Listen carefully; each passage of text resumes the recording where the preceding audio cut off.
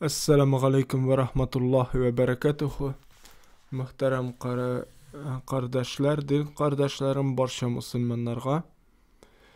Bugünkü çağrılışımda Müslümanın Kalkanı kitabından izgilikler hem umumi edep türleri degan ol 132 fasıl okuruz hem 233 dığa. Peygamberimiz sallallahu aleyhi ve sellem aytdı: Eğer de kiş jitse balalarınızı uramga çıgarmışa özünüzün yanınızda tutuguz. Çünkü hakikatte bu vakitte şeytanlar tarala.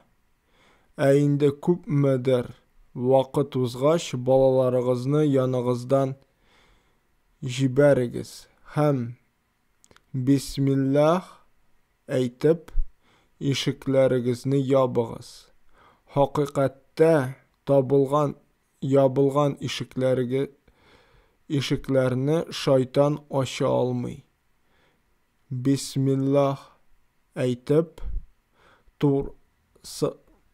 турсакларыгызны менә монда саба, су, süt яки кымыз кебек эчемлекләр өчен tiri яки күннән тар авызлы кечкенә генә капчыкка ышатып эшләнгән савытны күздә тоталар. Бәйләгез. Bismillah әйтеп, сабаларыгызны каплагыз.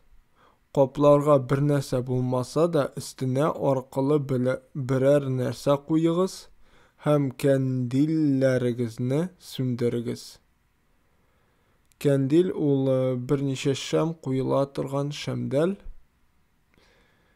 Һәм бу хәдисне китерә Әл-Бухари имамы 3280 hadis deyip.